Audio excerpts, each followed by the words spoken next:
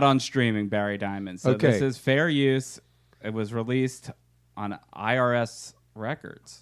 Well, we didn't. Let's do a proper introduction Yeah. here. We have it's B Money and the Ocon Man, and we have the great Fred Stoller. I don't. You said it with The a question mark. I think the great Fred Stoller. The great. No, I think Yeah. Fred is. All right. One Norm thing we won't talk about. We know Norm. Wouldn't he call everyone the great Bruce Fine? Oh, yes. The great everyone. everyone. Where it had no meaning. Yeah, The no great. meaning.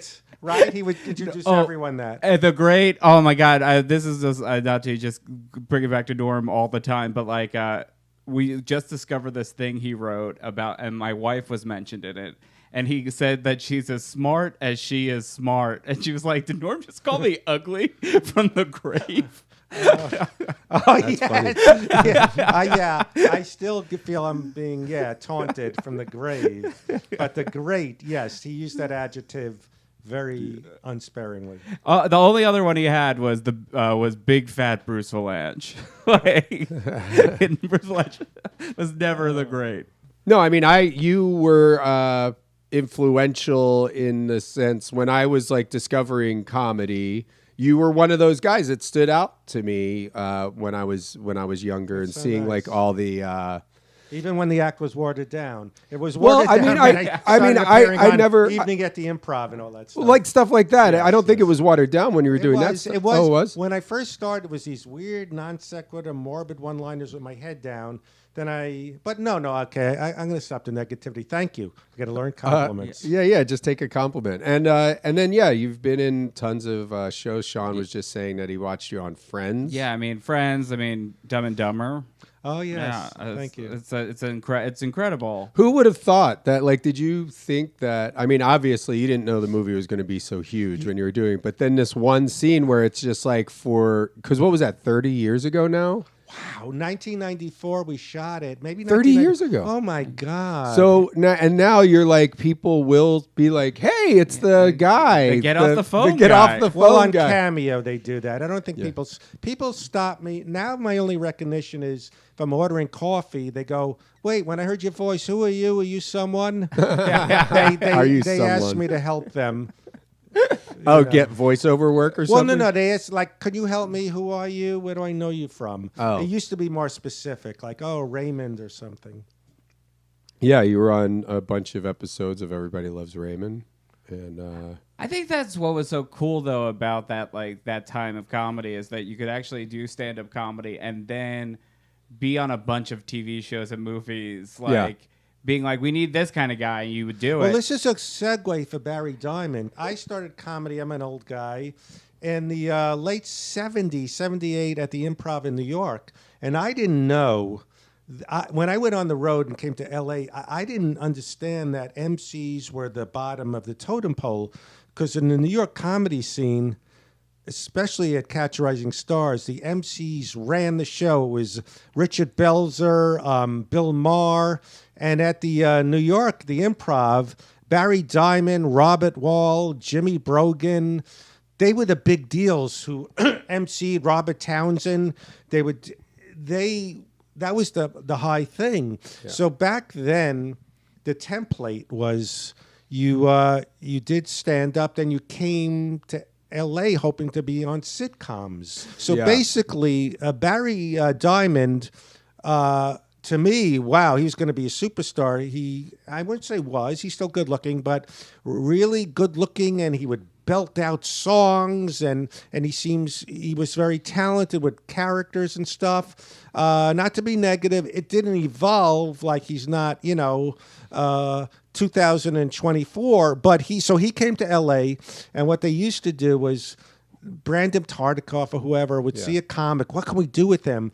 So they put him in an episode of Different Strokes. Right. And he was the crazy, wild teacher. And I got my own unorthodox way of doing things.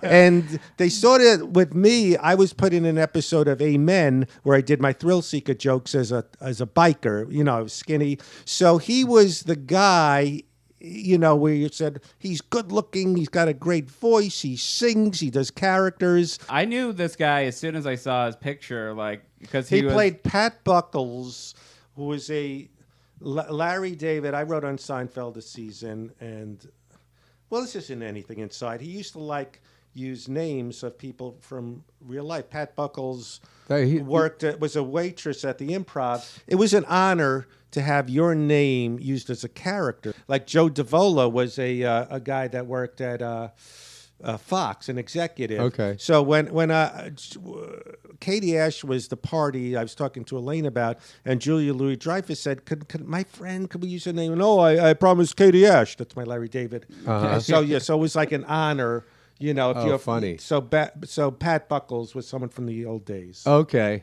But Barry Diamond. Okay, so here's track 1. This is after editing where the show starts. I don't think I have to edit anything so far. All I wanted to do is be a character actor, show up in movies. Yeah. And I never understood when Robin Williams was shooting Moscow and the Hudson. I don't know if you know that movie. That's funny. Yeah. I was just thinking about that movie the other day. He would film all day and then come to Catch all night and just do improvs and do long sets. And I'm thinking, if I was in a movie, I'd be in the hotel room. Oh, I hope I get sleep. Oh, I never understood that. Yeah. I envy the people who love it. Now, I'm in my 60s. I'm, old. There are people I started with that they go to every open mic. They're my age for no money. I'm going, I kind of envy they love it so much. I wish, that it's hard. When you started the New York comedy boom where you just picked up the phone, you didn't even have to try to get jobs. Every job paid you. I never understood when you came out here, they used to do all the places, bookstores had comedy. Yeah. I never understood it. We were spoiled, not having the vibe, yeah. Well, okay, we've tried shut up. It's I'm another annoying. attempt to play a Barry Diamond track. We're avoiding it. We're avoiding it. Well, yeah. And so he was according to Fred, stalling. Huge.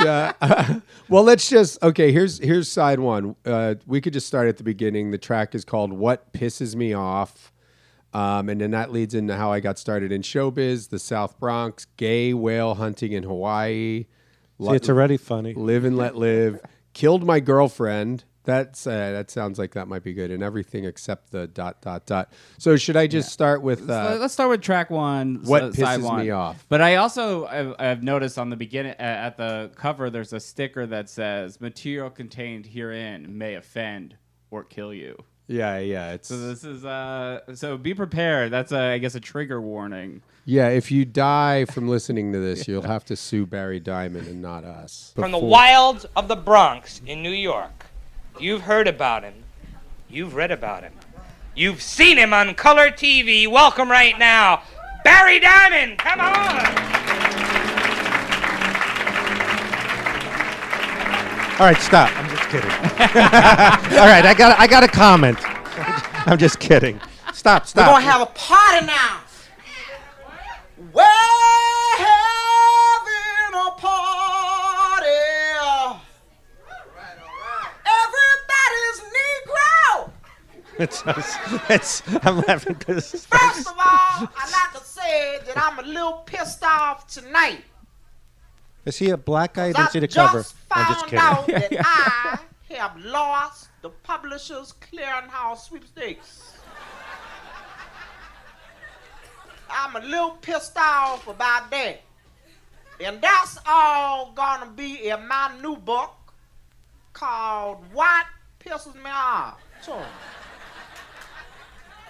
shit, I just lost my last job. That's why I'm doing here.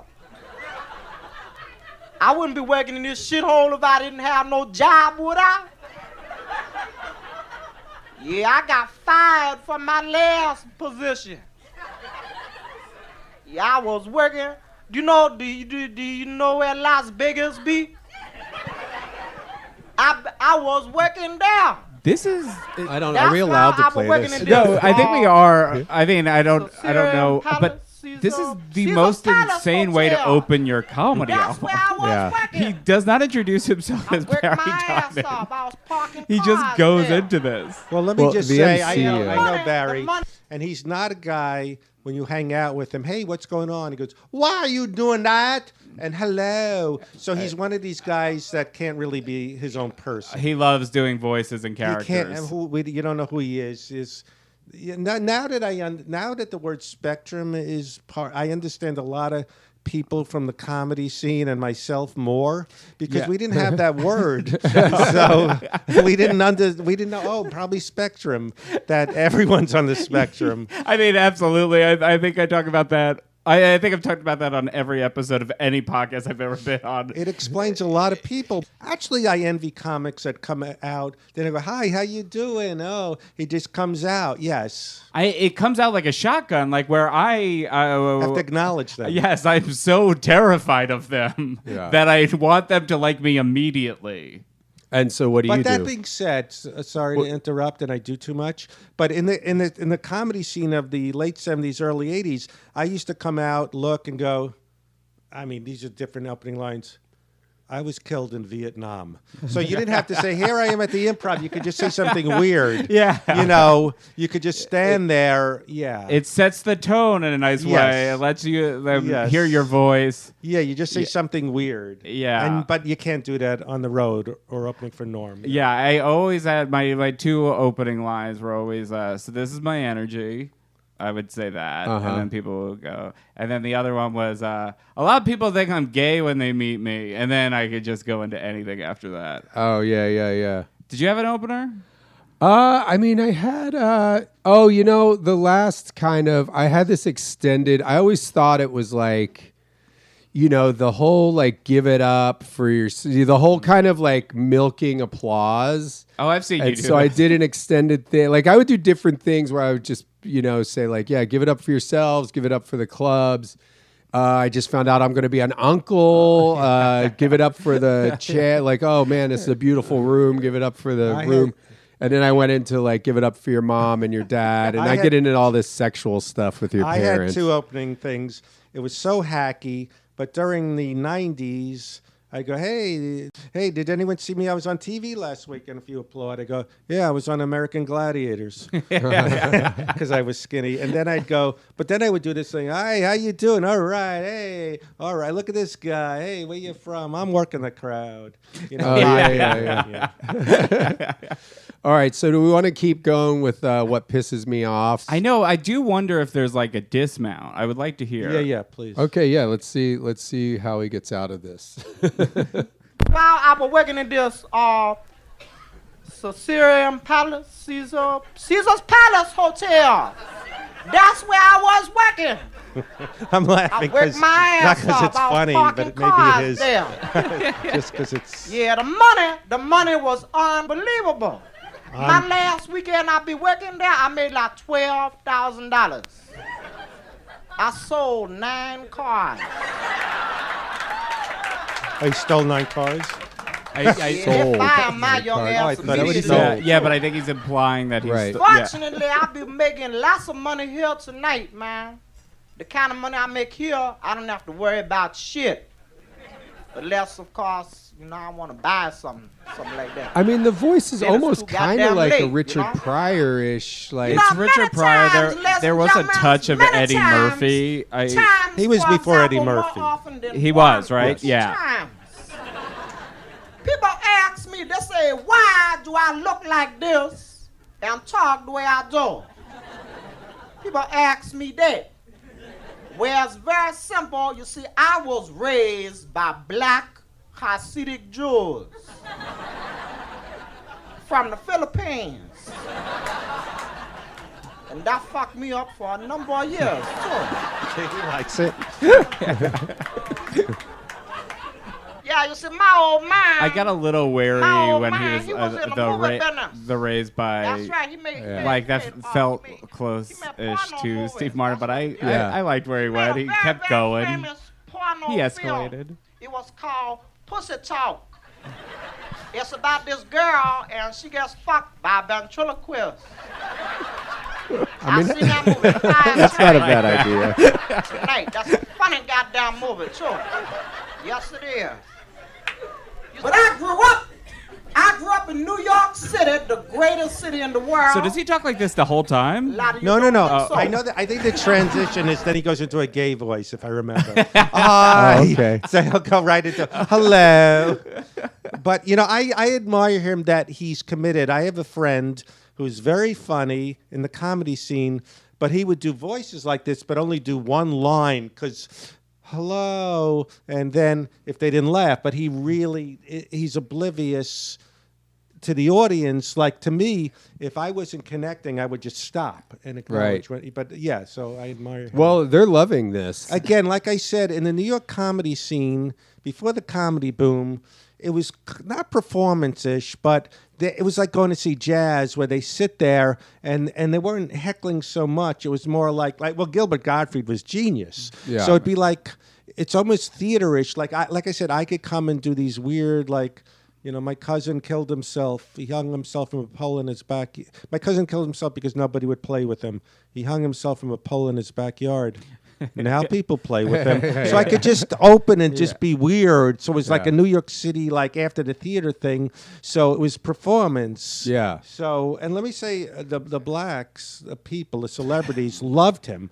He would be in, Robert Townsend would do these sketch shows. He was in two of those, what are those movies called? With Kid and Play, House Party. So that's so crazy though. Like it's so wild to me that this scene would have like Barry Diamond and also Gilbert Gottfried, who is like Like I only saw Gilbert like live when I opened for him in like Florida, but I was like blown away by like how weird his set was. Like it was so funny and like doing impressions of like, like Petey from Little Rascals. Yes. Like, it's so great. And I'm sorry to hear about your cousin, Fred.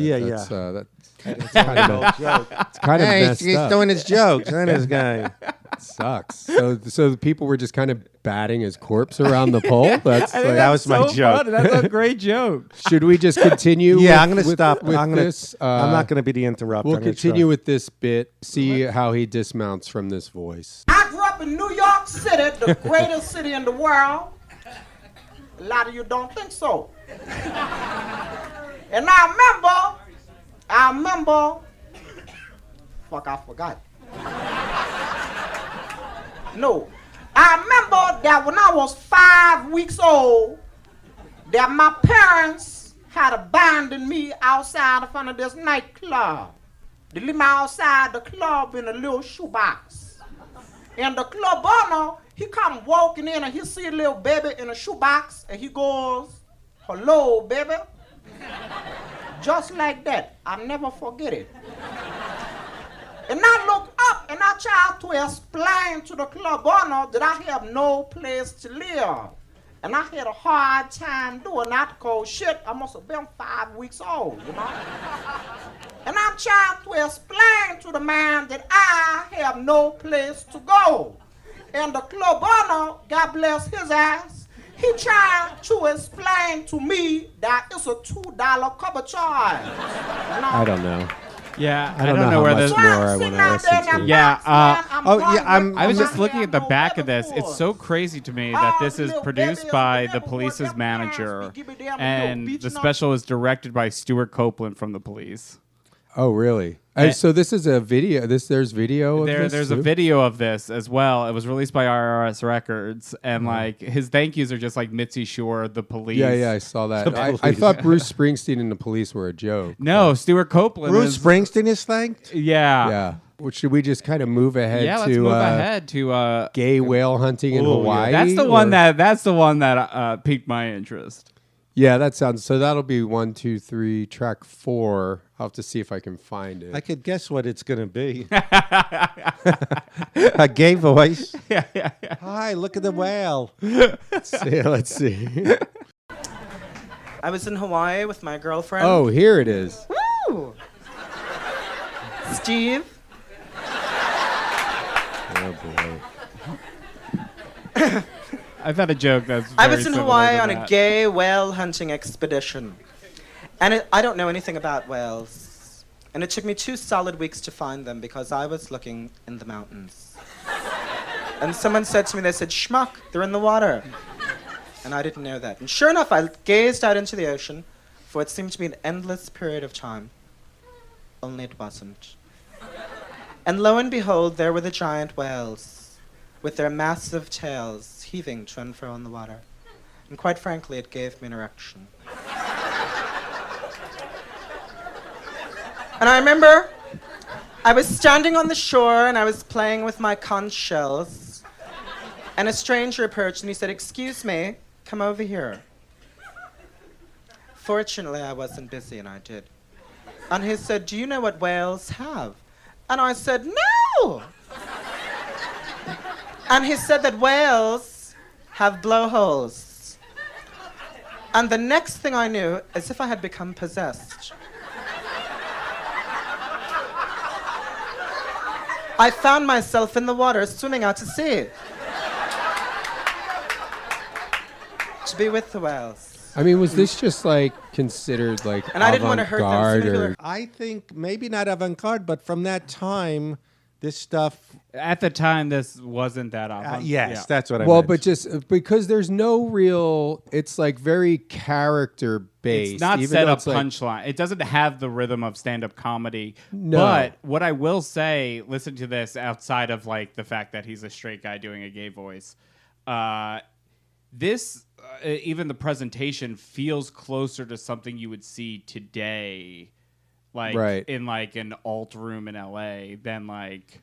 But you could argue, and let's not argue. I'm just kidding. That the jokes are still like, mispronouncing the black guy, like words. Well, that's what I'm saying. It's still all, the it's all jokes just are like mispronunciations. Yeah. it's very character based, where it's just like he's like saying like I was listening to my conch shell. Like it's like what's a funny word to say in this voice, and I want to.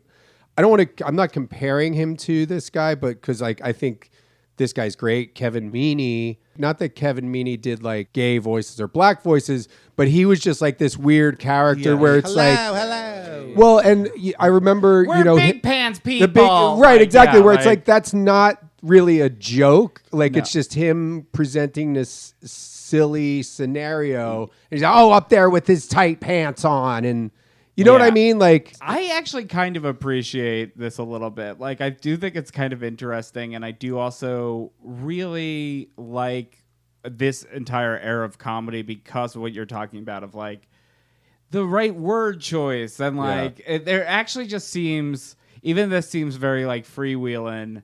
It does seem like it's intentional. yeah. Where I kind of like that he went up there with a plan. Like, I always feel like there's so many comics now who are just kind of winging it. And Yeah. I'm like, it's so much more. I appreciate it so much more that this guy is knowing that conch sounds funny. And it's like, I think it's training an audience a little bit more than like comedians do nowadays.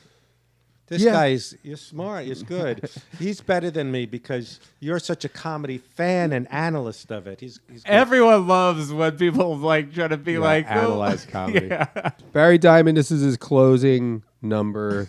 It's called My House After the Show. So I'm assuming that he's inviting everybody to come over to his house after the show. Come to my house. Yeah, we'll see. I guess. Do you think it'll be in that? This should be a thing where you try to get you tell the title and we try to guess what the bit would be.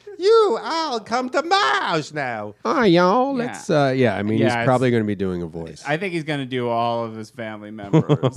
Okay, let's see. telling him, I just shit. Holy shit. I tried to cry and I shit in my pants. Uh-oh, SpaghettiOs. Uh-oh. Ow. I'm so embarrassed. Do I look embarrassed? I don't. I assume this is the closing bit. 'Cause I just don't know anymore. Anyway, look, I want to give y'all some advice before you go home tonight. There are an awful lot of crazy drunk fuckers out there on the highways. So if for some reason you happen to get real drunk tonight, when you're driving home, you might want to just try driving home as fast as you can. Because sometimes it's more important how fast you get home than how safe you are on the way. Sometimes the most important sound that you can hear What is the sound of nationality that is this? bathroom door I think he's doing closing like a behind you. southern guy. Yeah. And I'm Yeah. one of those guys, I'd rather drive into a fucking wall than throw up in my car. You've been great. Thank you very much. Oh, well done. There are some really weird edits in There this too. are. And then that's the Stuart Copeland effect. What's interesting to me is this guy probably should have been on SNL. It seems like that's where Yes. his whole all of his skills. Let me Yeah. let me interrupt. Sorry. No, you're not.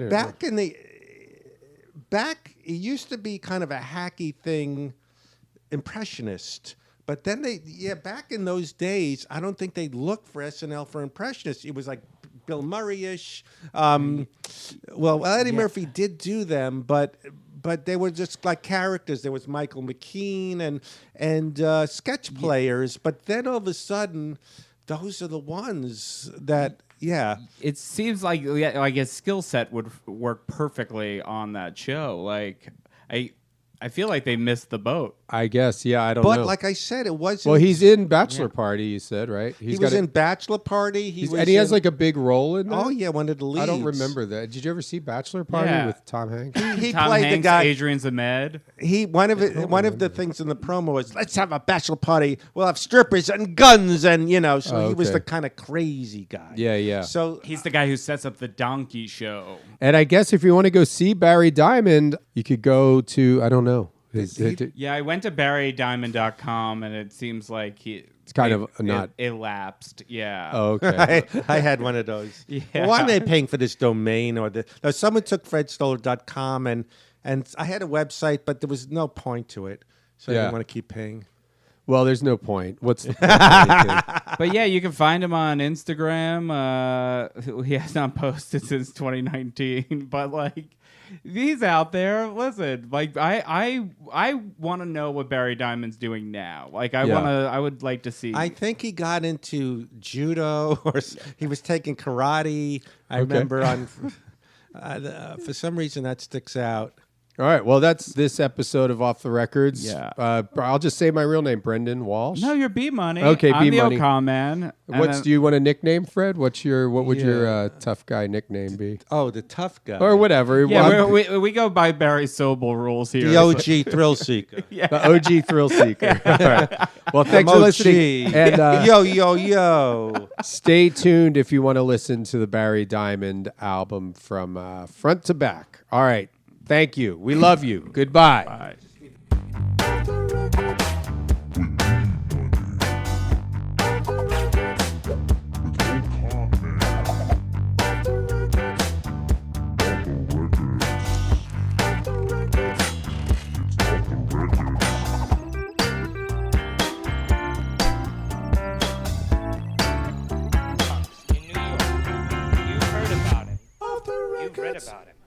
You've seen him on color TV. Welcome right now, Barry Diamond. Come on.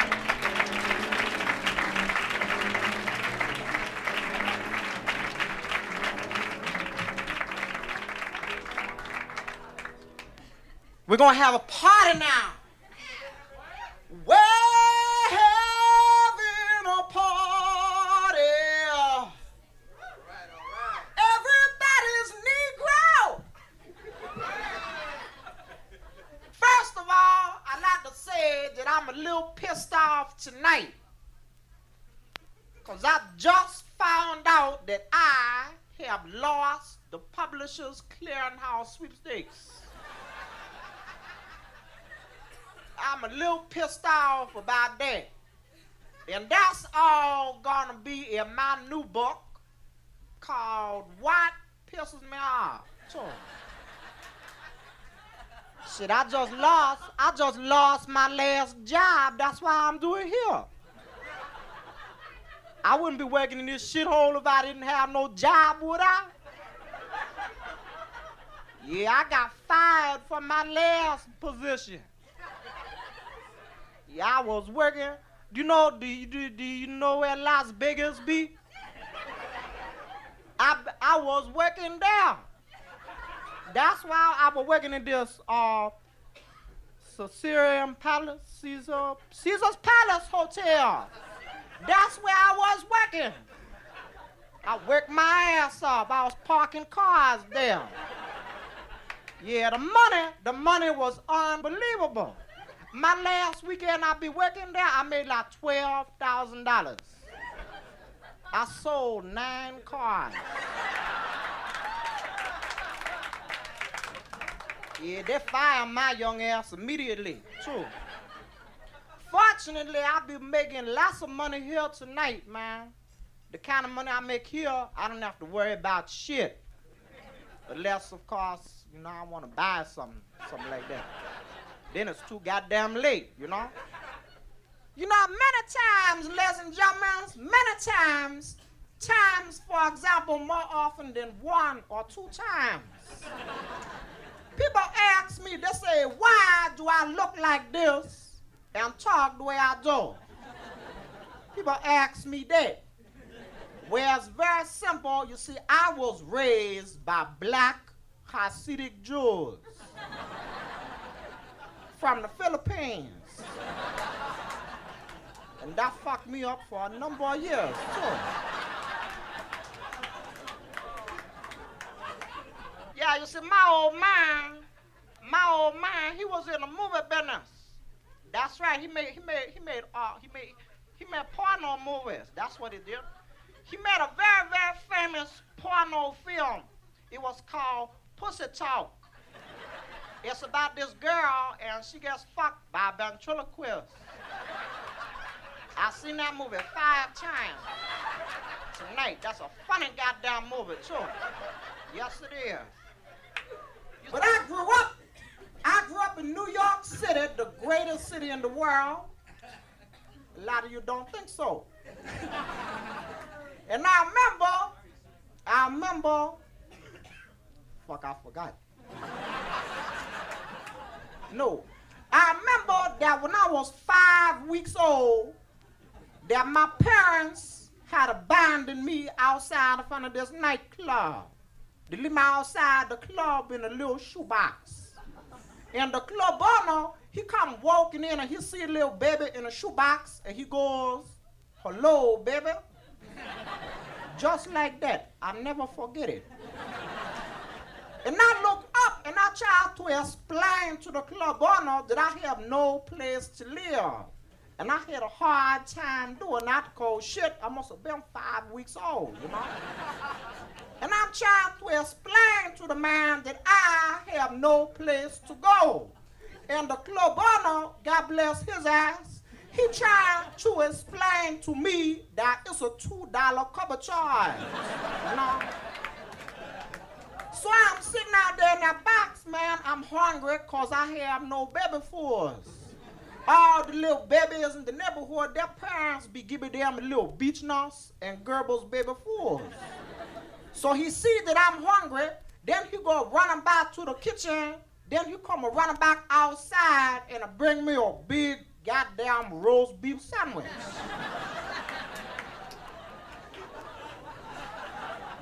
And I look at the man like he has 2 fucking heads. I say, mister, I can't eat this roast beef sandwich. I have no baby teeth, you know? So he left me outside the club there for shit. It must have been 3 months or something like that. And at that time in 1951 by Times Square, there were lots of bums in the neighborhood. And one night, this big, fat, drunk bum, some of my bitch, 300-pound fat bastard come walking up the block, drunk out of his mind. And he stopped off at my box. Then that big, fat, drunk bastard dropped dead on my box. And the box folds up. I thought I went blind. I couldn't see nothing. And I couldn't hear shit because I heard roast beef come out my ear. You know? And the club owner, he took me under his wing like a goddamn chicken or something like that. And he raised me, and that's how I got started in show business.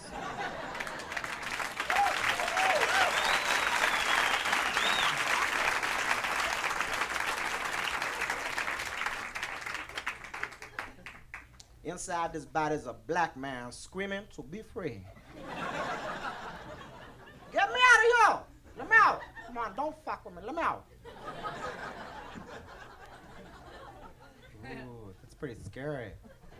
Ooh. Can I get one of your Marlboros, my man? Because I left mine in the machine.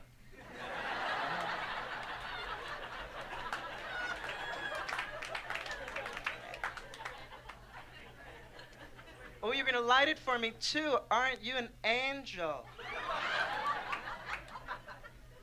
Let me tell you something. Either I'm gay or you're a very attractive man. I'm just kidding. I'm really gay. Or at least I could be if the money is right. I live in West Los Angeles, and they just opened a new gay amusement park called Fag Country Safari, where fags actually come up to your cars and you get to pet them and feed them. And they have fabulous little machines that dispense quiche. So you can feed almost everyone. You just throw the quiche up in the air and it's kind of a gay basketball kind of. I really don't know how to describe it, quite frankly, because the words just seem to elude me right now. I don't know where the words are to describe how I'm feeling, right? Have you seen my words? I guess not. Well, I guess this is that portion of the show where I should tell all of you a little something about myself, because after all, that's why we're here. That's why we live, to find out about me. I was born in a small log cabin in Midtown Manhattan. No, that's wrong. That's Abe Lincoln. That's Lincoln. Sometimes I fuck up my life with his life.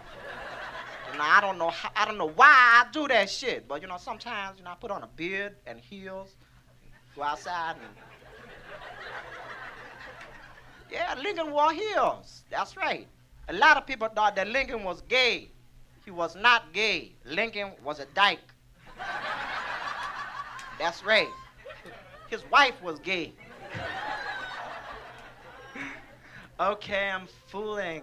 I grew up in the South Bronx in New York, which is a terrific place to live if you're a psychopathic killer. It's a fabulous place.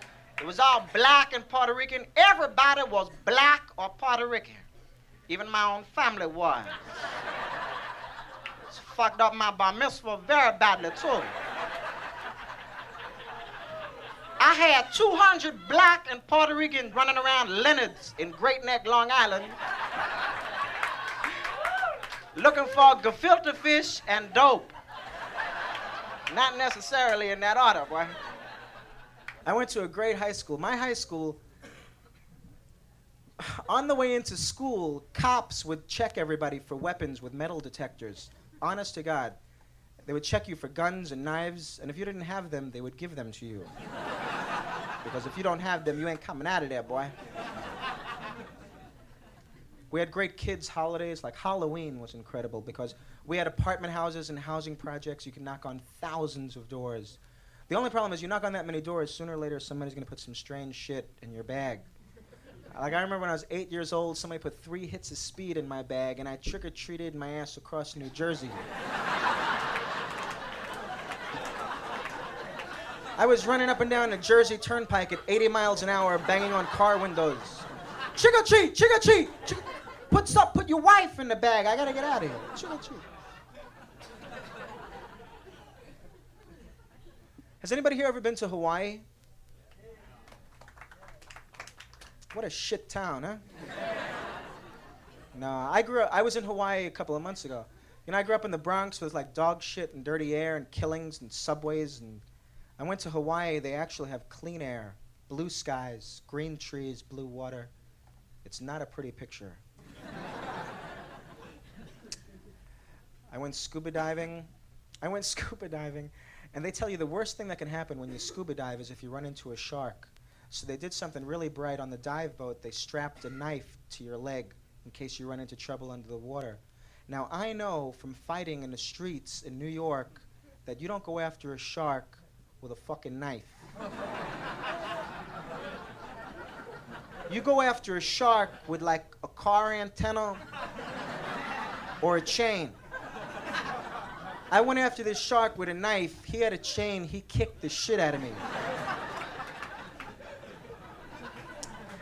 I was in Hawaii with my girlfriend. Woo! Steve.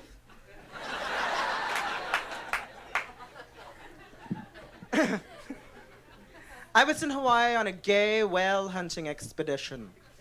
And I don't know anything about whales. And it took me 2 solid weeks to find them because I was looking in the mountains. And someone said to me, they said, "Schmuck, they're in the water."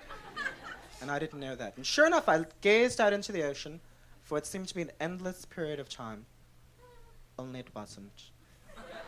And lo and behold, there were the giant whales with their massive tails heaving to and fro in the water. And quite frankly, it gave me an erection. And I remember I was standing on the shore and I was playing with my conch shells. And a stranger approached and he said, "Excuse me, come over here." Fortunately, I wasn't busy and I did. And he said, "Do you know what whales have?" And I said, "No." And he said that whales have blowholes. And the next thing I knew, as if I had become possessed, I found myself in the water swimming out to sea. To be with the whales. And I didn't want to hurt them. So many people are hurting the whales. I just want to swim to a big whale and just give them a big kiss and take the fuck off. And I saw sharks. I saw big sharks. And that's the way I like my sharks. Big. And I saw barracuda. Barracuda, very dangerous fish because they're attracted to shiny objects. So you should never, ever go diving, for example, wearing sequins. And you should never go diving with Liberace.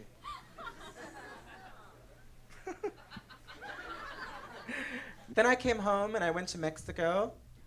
I was in San Diego and I crossed the border into Tijuana and I saw something that scared the shit out of me.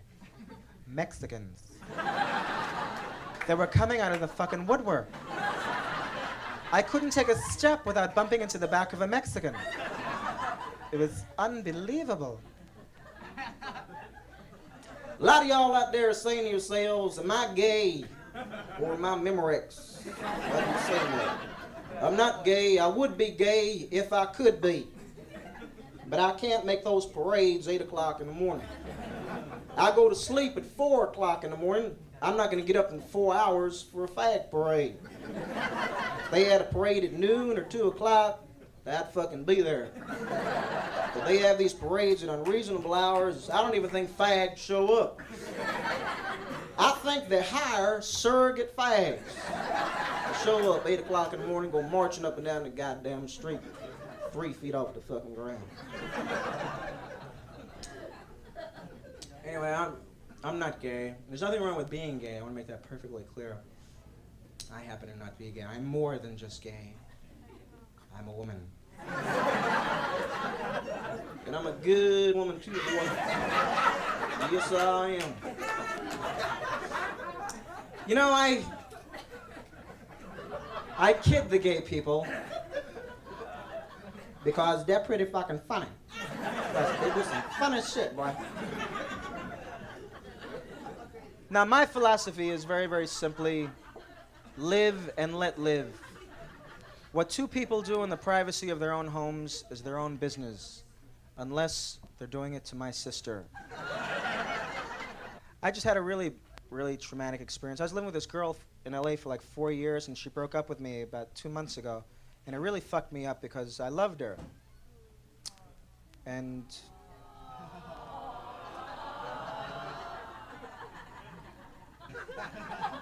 my heart was broken. Really. Like 4 years we were living together. And anyway, I took it really bad.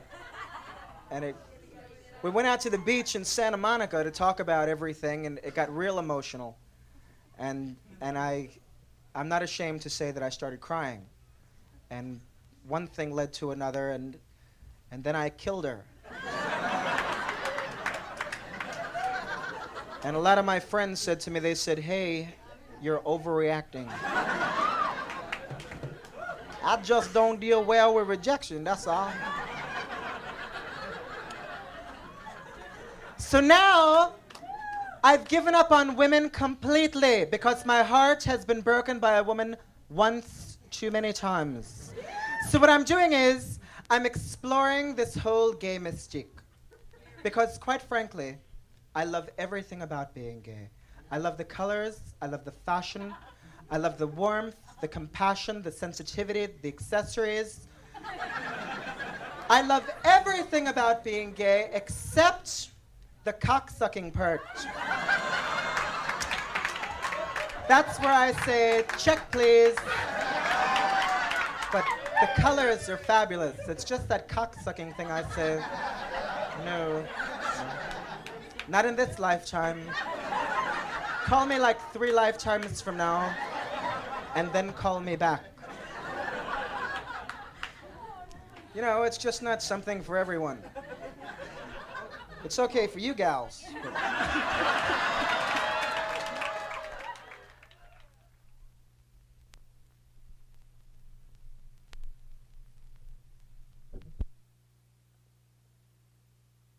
An hour ago, I'll be honest with you, I dropped some ass.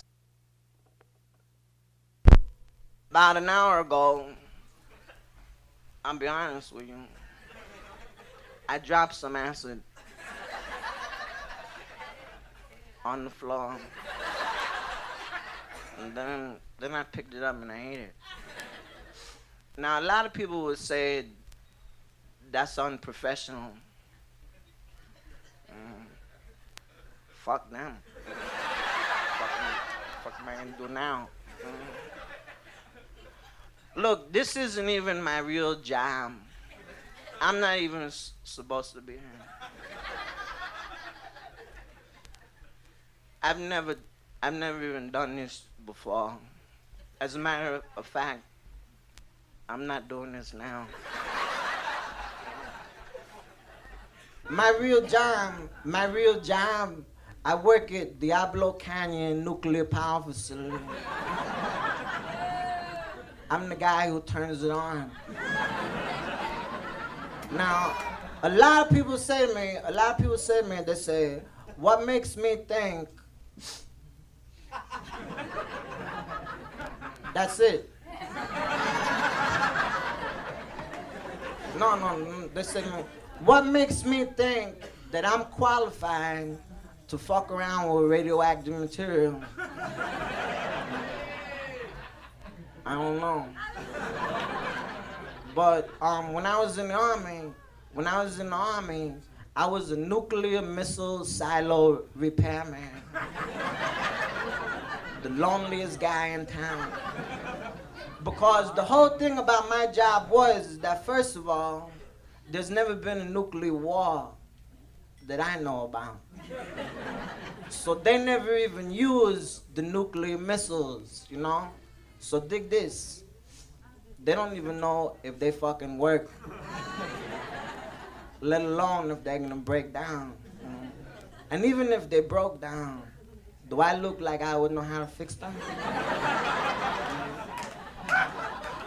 So what they did was, they trapped me in a bunker, like about 3,000 feet underground, right underneath the biggest nuclear missile that I've ever seen. And I've never seen one. And they would leave me there for like 6 months at a time with some of the best dope in the world. Now, it's real important when you do as much dope as I did do. It's real important that you eat properly.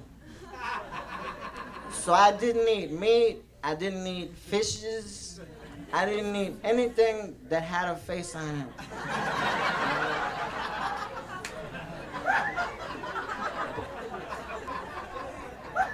Because I'm one of those guys that I don't need life because I'm high on dope.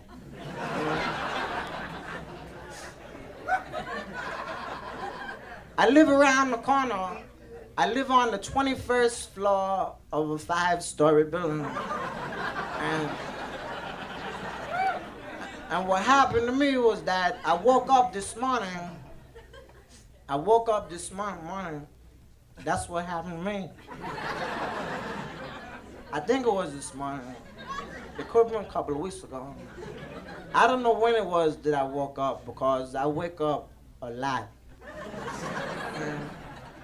And I got this apartment that's furnished really good. It's furnished by Nabisco.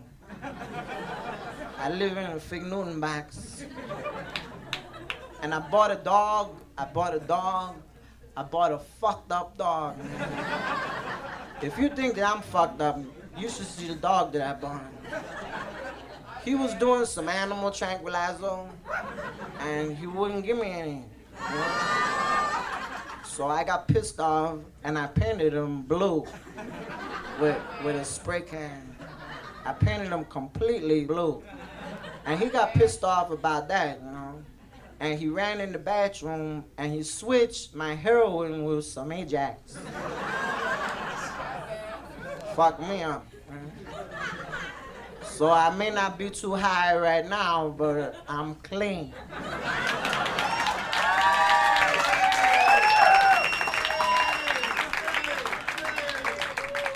I don't use any drugs myself. I don't want to frighten you people. I don't use any drugs. I run every day. I run 200 miles a day. A lot of my friends say to me, they say, hey, you stupid son of a bitch, that's too much running. That's why I drink brake fluid. Because you never know when you're going to run into a building or some stupid shit like that they put up in front of runners just to piss them off. And I've run into a number of buildings in my time. I'm a building running son of a bitch, boy. I just get down into a 3-point stance and I fire out into a building. Because I have serious brain damage. Why else would somebody do stupid shit like that for if there weren't something wrong with them? Well, right now, I would like to take my clothes off and have sex with this boy over here. What would you like to do? No, I was fooling you. See, I was fooling you and you didn't know it. And you got hurt. I come from down in the valley where, mister, when you were young, they bring you up to do like your daddy done. Me and Mary, we met in high school when she was just 17. We drive out of this valley down to where the fields were green. We go down to the river, and into the river we dive. Come on, dance. Whoa, down. We have any Springsteen fans here? Yeah. I saw Bruce Springsteen in Los Angeles a year ago at the LA Sports Arena. He was here for 6 nights. I went to a ticket agency. I bought tickets for 6 nights. I spent $1,200 on tickets, but I had terrific seats. I was actually strapped to the backs of the musicians during the show. For $1,200, you want some good seats, boy. Bad God, I got them too. Yes, I did. My pants keep falling. Hello, Pookie. His name is Pookie. Come on, Pookie, jump. He's sleeping. You want to see him? You want to see him? You do? You're a little anxious. Okay, back up.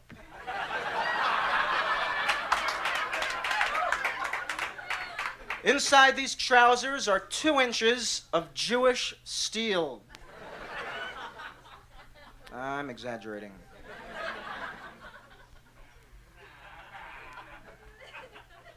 No?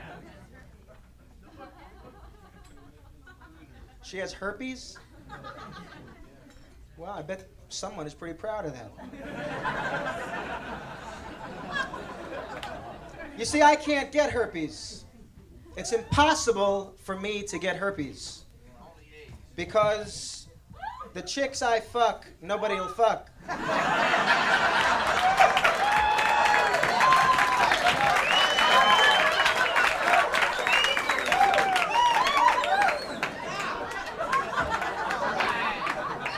So I ain't gonna get that shit, boy. Herpes. Health, ladies and gentlemen. Health is the most important thing. And then money. No, wait a minute. Money, then pussy, and then health. Because if you ain't making no money and you ain't getting no pussy, it don't make a difference if you're healthy or not as far as I'm concerned. You know?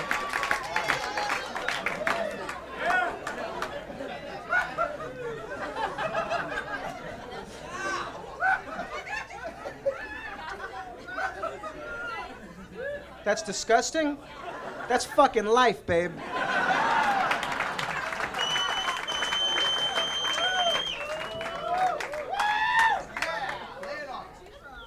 That's disgusting. All of a sudden, they're editorializing. You've never said anything disgusting in your life? Never. You lying motherfucker.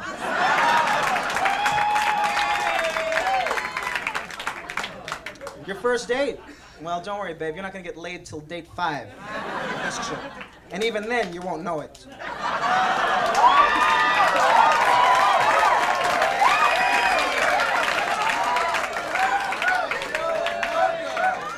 Ooh, someone is upset.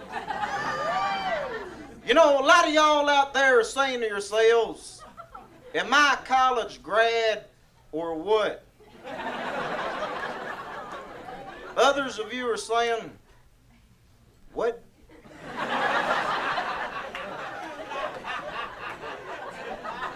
Well, boys and girls, I went to college. I'm a college graduate. I went to college down south in Peru. Because when I graduated from high school, my grades were so high that most of the colleges in this country were afraid to accept me. My folks didn't believe that bullshit either. Anyway, that's where I met the little girl that I married. She was 9 years old. But she had the body of an 11-year-old. And on a good day, she could act 12 or 13. And we were married for 10 wonderful years, and then we got a divorce for a stupid goddamn reason. I worked late at night, and my wife couldn't get used to the idea of me coming home late at night, bringing women back to the house. You see, this here is my night job. I do this job at night. That's why this is my night job. You don't have to be no goddamn rocket scientist to figure that out. During the day, I am a fighter pilot. A job I take just a little less seriously than the job I'm doing right now. And it's interesting, but I'm a lot funnier during the day. So while y'all are working, I'm flying across America at 1,200 miles an hour with nuclear fucking weapons. Being a funny son of a bitch. I'm doing some funny shit up there, boy. Like I remember about 2 weeks ago, I was flying around in an F-15. And by God, I was drunk as a piss ant. And then all of a sudden, for no apparent reason, I get a wild hair to let go cruise missile. I was drunker than shit. I just pushed the button and I blew a fuck out of a small farm town. There were cows flying in the air. Farmers were flying in the air. A cow strapped on to my windshield. And my co-pilot almost laughed his balls off. I thought that poor son of a bitch was gonna stroke out on me in the back seat. Both of us look out over the cockpit and there's this big old cow face just sitting there. And she don't know whether to moo or shit or what to do. Anyway, I married that cow. We're living in Disneyland in a Camaro. And by God, we're as happy as a cow and a human being deserve to be. You know, a lot of times people ask me, they say, hey, what are my sexual proclivities anyway? Well, personally, and I want you all to know me personally, especially you, boy. Personally, I'm into men, women, children, animals, and heavy machinery. Like, for example, you put one of them John Deere tractors between my legs, and by God, I'll show you what being a man is really all about. A lot of times after the show's over, I have women come rushing up to me and they say, hey, Bear, what's it like to be a real man? And I tell them, I don't know. Being a real man is a full-time job. After a hard day of being a real man, I like to go home, put on a nice house dress, open up a can of cat food, and play with my gun collection. And I'm not sure why. Okay, so I never fucked a tractor, okay? I was fooling. Now this guy is crying and hemorrhaging. I had a really bad experience about a month ago. I got burglarized. I left my house at 5 o'clock in the afternoon. I came back 2 hours later, and my house was a shambles. There was shit all over, the clothes all over. It was almost as if like I had just come back, actually. And whoever was there took everything that I had. They took my stereo, my video cassette machine, clothes, cash, my stereo. But somebody is gonna pay for that shit. And it ain't gonna be me. Because I have homeowners insurance. Yes, sir. And when I fill out my homeowners insurance claim form, I'm gonna be listing shit I never dreamed I would live to own. I'm gonna have like video cassette, stereo, DC-10, yacht. I said, that's right, I had a DC-10 in the living room that they took. And the receipt was inside. What a bitch, boy. I lived in New York my entire life. I was never mugged, I was never violated, I was never molested. That's why I left.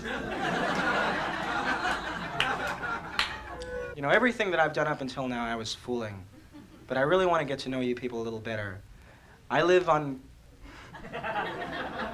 I think I almost went too far. Wouldn't that be unbelievable? The show is over, I have 200 people show up at my house, and then I come and say, what the fuck did I do? Holy shit. Where am I going to get 300 Danish at this hour? And I don't even drink coffee, you know? What did you say, Angel? I'm sorry for interrupting. That was, okay. That's a good point. It's my problem. It's my problem, and I'll cry if I want to. Cry if I want to. Cry if I want to. Jew would cry too if this shit happened to Jew.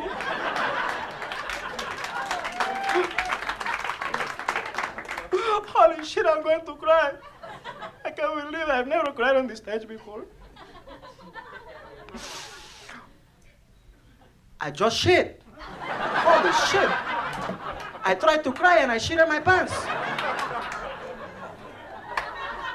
Uh-oh, spaghettios. Uh-oh. Ow.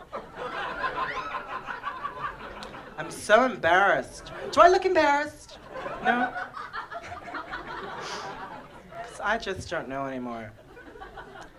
Anyway, look, I want to give y'all some advice before you go home tonight.